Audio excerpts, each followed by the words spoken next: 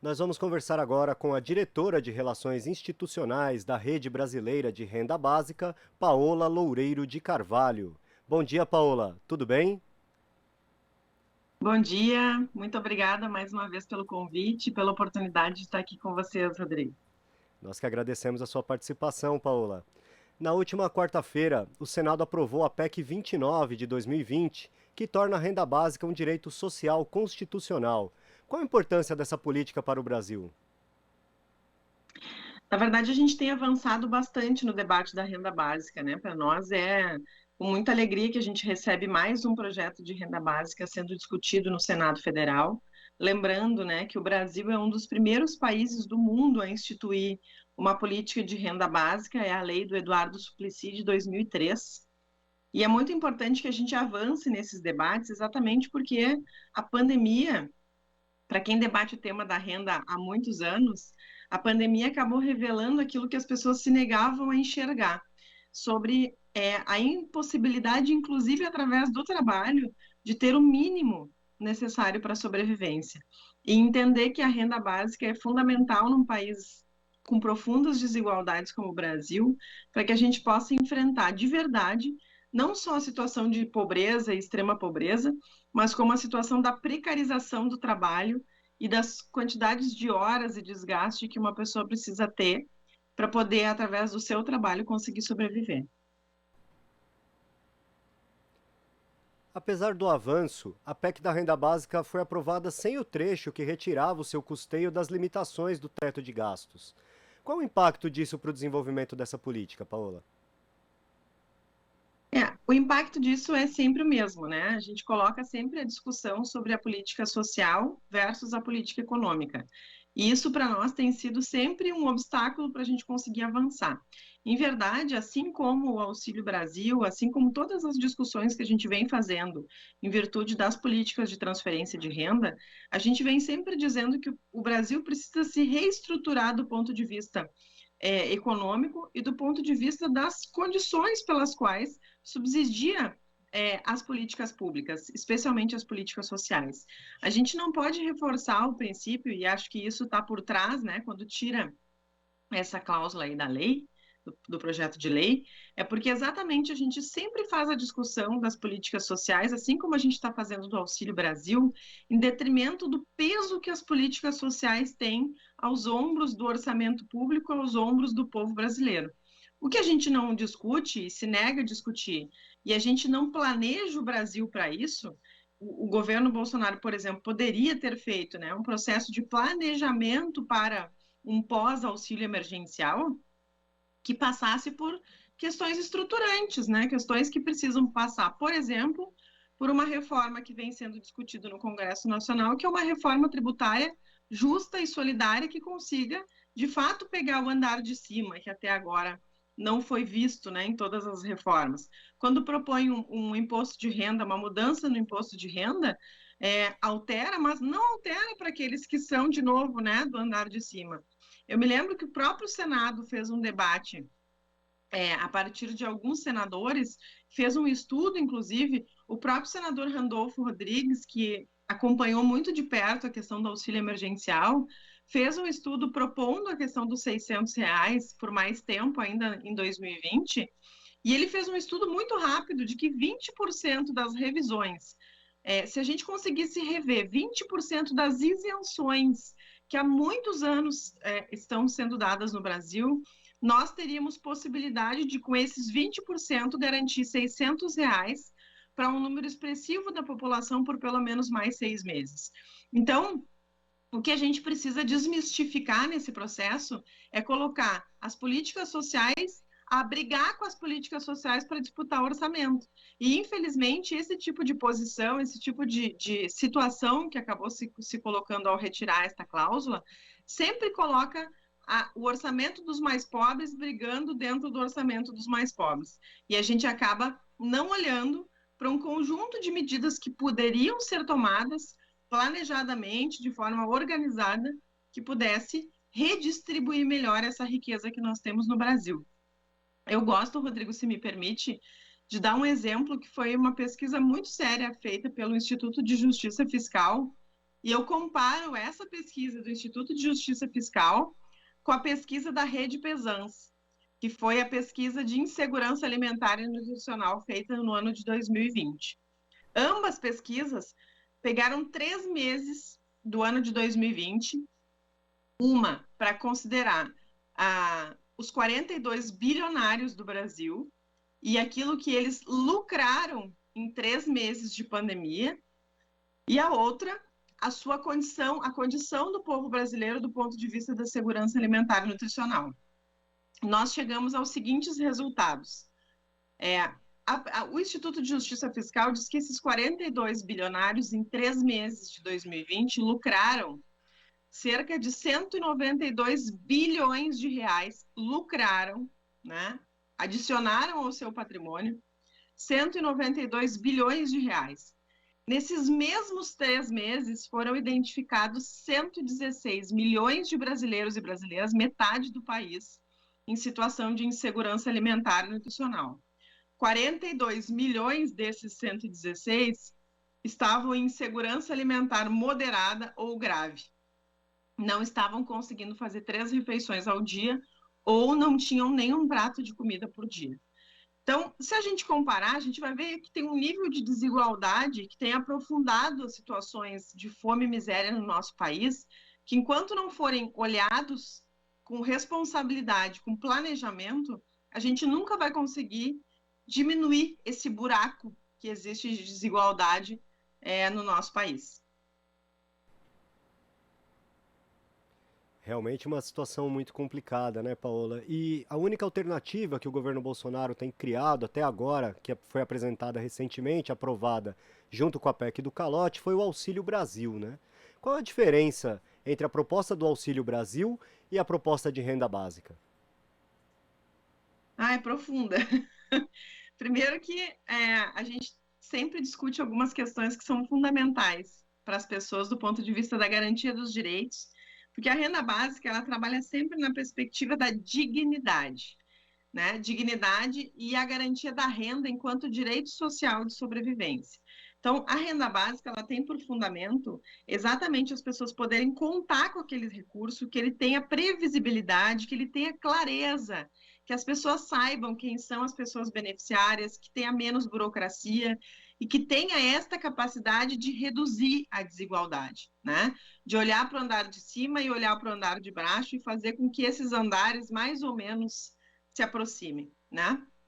O que a gente tem com o Auxílio Brasil, primeiro, a gente tem uma insegurança completa, né? A gente dizia esses dias que a previsibilidade, a clareza de informações, a transparência, ela é importante para o mercado financeiro, sem nenhuma dúvida, e o Paulo Guedes tem falado a todo momento que a oscilação do dólar, do mercado, da bolsa, quando foi anunciado os R$ 400, né, o mercado se ouriçou todo em relação a isso. Por quê? Porque o mercado precisa de planejamento e previsibilidade, as políticas públicas também. Nós estamos exatamente faltando 5 dias para começar o pagamento do Auxílio Brasil e as famílias não sabem quem será beneficiada ou não por esse programa e qual efetivamente o valor que as pessoas vão receber.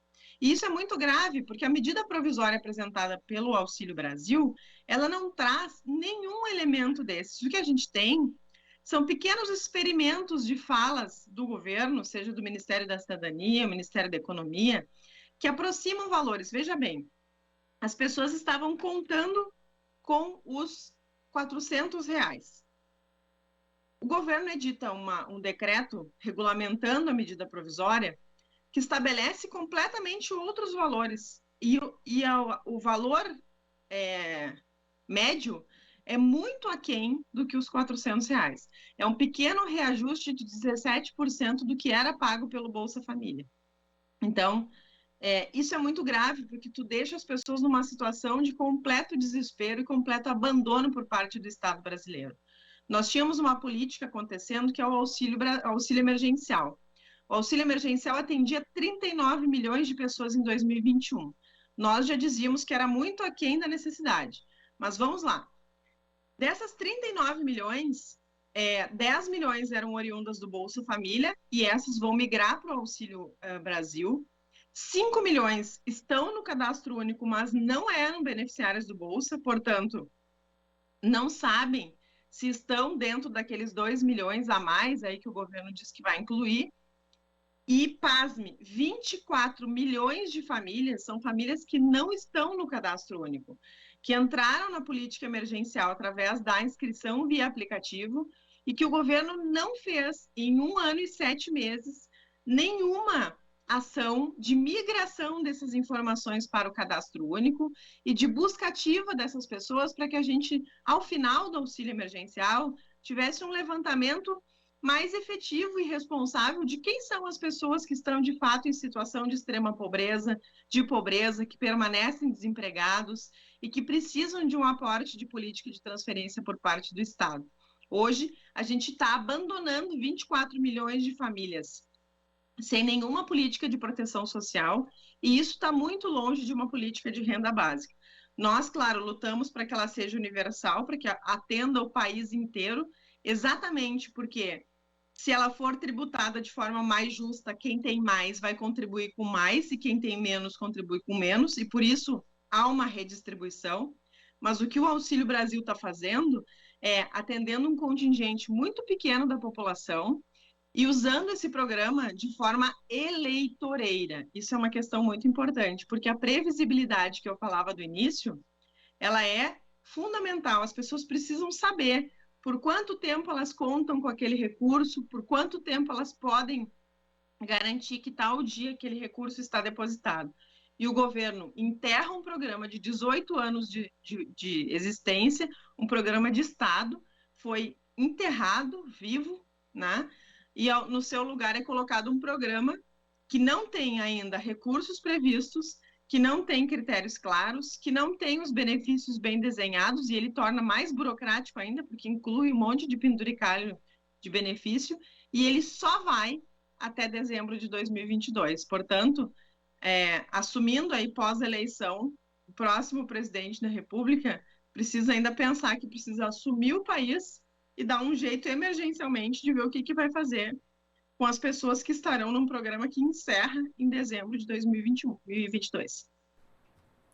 Pois é, e para a criação do Auxílio Brasil, o governo Bolsonaro acabou extinguindo o programa Bolsa Família, né, que fez o seu último pagamento agora no início de novembro.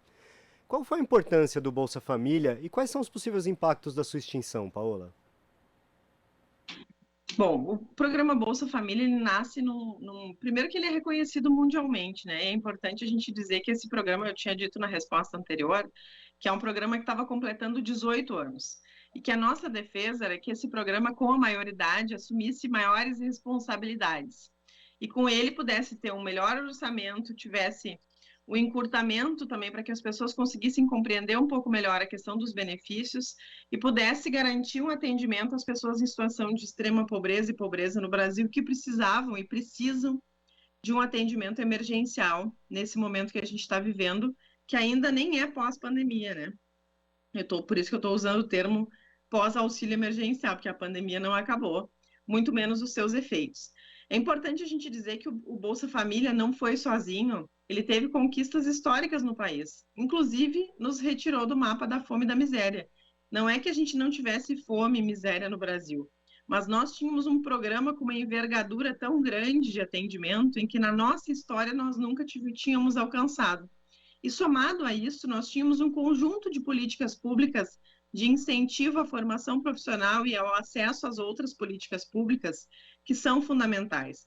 A política de transferência de renda ela é uma política necessária, mas ela é necessariamente fundamental que seja articulada com política de educação, com política de saúde, de formação profissional, de crédito.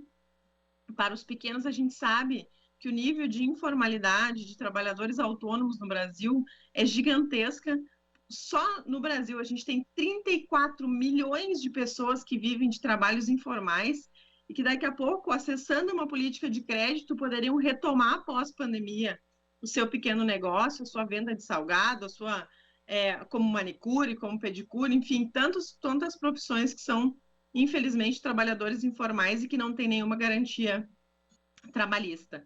Acontece que nós temos hoje uma política estanque. O Auxílio Brasil, ele vem acompanhado de uma emenda constitucional 95, que achatou a educação, a saúde e a assistência social, que achatou um conjunto de políticas públicas que nós tínhamos no Brasil e que foram sendo extintas no governo Temer e no governo Bolsonaro. A gente tinha no Cadastro Único, para se ter ideia, quase 30 programas que eram acessados via CadÚnico. Hoje, são menos de 6. Mesmo Minha Casa Minha Vida, tarifa social de energia elétrica e tantas outras políticas que eram acessadas e que, infelizmente, agora, ou elas foram absolutamente reduzidas e existem só no papel, ou elas realmente foram extintas. Então, é muito importante que a gente olhe a caminhada do programa Bolsa Família. Nós conseguimos marcas históricas como a primeira geração de crianças que chega na idade escolar sem ter passado tanta fome, tanta miséria como nós tínhamos antigamente. Então, nós conseguimos marcas históricas que precisavam ser avançadas. E, infelizmente, ao completar 18 anos, em vez de ganhar a envergadura que ele precisava, a gente retrocedeu com o Auxílio Brasil, está dando passos imensos atrás, por uma estratégia eleitoral e não por uma estratégia de enfrentamento às mazelas sociais do país, e que a gente vai pagar por longos anos por isso, porque, em verdade, uma política social como é o Bolsa Família, ela é uma conquista da rede de serviços, dos beneficiários, do povo brasileiro. E ao ser tratado dessa forma, ela deixa de ser uma política de Estado, passa a ser uma política de governo que tem data para acabar e que não atenderá o conjunto da população que mais precisa. Então, infelizmente, Rodrigo, eu quero te dizer que a gente vai assistir cenas muito tristes, como a gente já tem assistido, de pessoas pedindo comida, de pessoas tentando pegar comida no caminhão do lixo, de pessoas na fila dos ossos, das pessoas comendo só pé de galinha, pois essas situações tendem a piorar no Brasil em virtude da forma como o governo tem conduzido as políticas públicas. Paola, bom dia, Adriana falando contigo agora.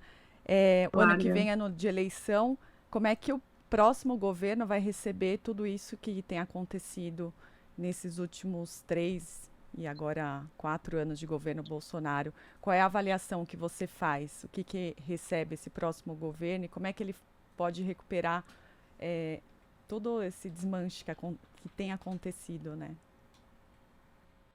Então, nós temos uma grande tarefa, Adriana, bom dia. Temos uma grande tarefa, na verdade. O ano de 2023, né, ao assumir um novo governo, a gente precisa ter um governo que, de fato, se preocupe com o conjunto da população. Primeiro por aí. Se o caminho for esse, se for um caminho de direitos, se for um caminho de dignidade, de esperança, de retomada para a população brasileira, nós vamos ter que trabalhar muito e trabalhar rápido. A nossa sorte é que, em virtude da forma como o governo conduz as coisas, e a gente pode ver pela forma do auxílio emergencial e pela própria forma do Auxílio Brasil, que é por medida provisória, que uma medida provisória pode ser substituída, né? Felizmente, ele não matou esse programa, ele não matou o conjunto de políticas públicas através de emendas à Constituição. Uma medida provisória pode ser revogada imediatamente, ela tem um poder do Executivo. Então, imediatamente, um governo que assume pós-2022 vai ter que ter muito cuidado. E tem mais uma pegadinha, né? Em verdade, para administrar em 2023, nós passaremos por um orçamento definido pelo governo em 2022. E isso é muito preocupante, porque nós já temos uma redução muito drástica dos valores dos recursos que são depositados nas políticas sociais. Portanto, nós temos muito trabalho em 2022 para discutir em todos os fóruns possíveis a questão do orçamento, a questão da realidade do povo brasileiro. Isso que a Rádio Brasil Atual e a TVT fazem é fundamental para que a gente consiga cada vez mais discutir com a população o que profundamente a gente precisa mudar na nossa sociedade e na nossa construção daqui para frente. A gente tem, inclusive, acho que é importante, não é só um governo que precisa ser pensado para 2022, também é um parlamento, porque a gente tem um Congresso Nacional que não representa as dores da população brasileira. A maior parte das pessoas que estão lá, né, não tem nem as características do nosso povo, são pouquíssimas mulheres, são pouquíssimos negros e negras, são pouquíssimas pessoas oriundas das classes populares. Eles estão lá em defesa de um conjunto muito pequeno da população que é em detrimento do poder, portanto, do poder agrário, do poder político, do poder da igreja, do poder de uma série de poderes. Então, é o momento em 2022 da gente não só discutir o orçamento, discutir as políticas que a gente precisa garantir, mas também pensar como é que a gente coloca um executivo que esteja preocupado com a população e como é que a gente coloca um Congresso que possa votar a favor da população e a favor das coisas que interessam ao povo brasileiro, né? Que não fazem acordos como a gente está vendo aqui na PEC dos precatórios, ou quanto todos os acordos que a gente já acompanhou nesse Congresso, onde emendas, onde pequenos acordos, pequenos favores resolvem a vida do deputado, mas acabam com a vida do povo. Então, a gente precisa, em 2023, uma grande reconstrução dessas políticas públicas, não tenho dúvida. Nós temos uma tarefa gigante de acabar com a emenda constitucional 95, derrubar essa emenda, fazer uma discussão real sobre saúde, educação, assistência social e garantia de renda para o povo brasileiro. E isso não vai ser fácil, isso vai fazer com que a gente trabalhe muito em 2023, mas é possível. Então, a gente sabe que 2022 é chave para que a gente consiga chegar em 2023 e fazer uma grande retomada. E não é voltar ao anterior. Eu acho que isso é importante. Eu acho que o povo brasileiro não quer voltar no tempo para que tenha as mesmas políticas, o mesmo jeito de fazer. Eu acho que o Brasil de 2023 vai exigir do Executivo um conjunto de respostas muito mais profundas e complexas que este momento que a gente está vivendo exige. Portanto, exige de todos nós, né, e todas nós, uma construção coletiva de que programa é esse que o Brasil precisa e merece a partir de 2023. Pois é, Paola. E retomando a questão do Bolsa Família, a gente vê que muitas críticas ao programa parecem vir de um entendimento de que o benefício para dentro da casa das pessoas, né? Quando a gente sabe que isso vai virar consumo, seja de alimentos, seja de vestuário, enfim. Podemos dizer que o Bolsa Família ele tem uma importância também para a economia brasileira? Não tenho dúvida. O próprio auxílio emergencial veio desconstruir isso, né? Porque nosso PIB em 2021, em 2020, ele só não foi pior em virtude da distribuição de renda que nós tivemos via auxílio emergencial, que foi uma luta das organizações sociais e da oposição no Congresso. Porque o governo nunca quis um auxílio emergencial do tamanho e da dimensão que ele tomou. Isso é muito importante que a gente diga. E o Bolsa Família, ele, historicamente, é um recurso que faz com que a economia gire. Eu sempre conversei muito com prefeitos e eu sempre dizia para os prefeitos: os senhores já imaginaram o que seria do município sem esses recursos do Bolsa Família que entram e que automaticamente fazem a economia girar no município? Aquele recurso que vai para a mão das pessoas mais pobres, ele não fica embaixo do colchão, né? Diferente dos recursos que estão na mão do Paulo Guedes, que vão para o paraíso fiscal, aquilo que vai para a mão do povo, que já é muito pequeno, né? Já é muito pouco. Nós estamos falando aqui de um benefício médio de R$ 220, que vai ficar agora com o Auxílio Brasil, nessas modalidades que o governo está apresentando. Quem é que tem condições de comer, comprar um botijão de gás, pagar luz e ainda guardar um dinheiro com esses valores? O que a gente tem são pessoas que reforçam esse discurso e que também reforçam o discurso do preconceito, dos estereótipos, né, do ódio aos mais pobres e de que reforçam uma discussão de que essa é uma política que pesa muito aos ombros do Estado brasileiro, e o Bolsa Família, no seu auge, no máximo alcançou 0,5% do PIB nacional. Portanto, há uma cortina de fumaça quando se discute contra essas políticas, vai se criando umas cortinas de fumaça, umas justificativas para odiar os mais pobres, que em verdade serve a uma pequena camada da nossa população. Infelizmente, esses discursos acabam reforçando um senso comum. E eu acho que é fundamental que a gente possa fazer cada vez mais debates como esse, exatamente para que a gente vá desconstruindo esse senso comum que vai se criando e criando uma nova construção coletiva que não aceite mais esse ódio aos mais pobres, que faça com que as pessoas cobrem muito mais o paraíso fiscal do Paulo Guedes do que uma mãe do Bolsa Família que é incriminada porque tem filho, porque comprou determinado produto, ou está indo para o supermercado poder comprar uma fruta e um iogurte para o seu filho poder comer. Paola, Quero agradecer a sua participação aqui no Jornal Brasil Atual. Um bom final de semana. Eu que agradeço. Um grande abraço a todos e todas. Muito obrigada pela oportunidade. Estou sempre à disposição de vocês.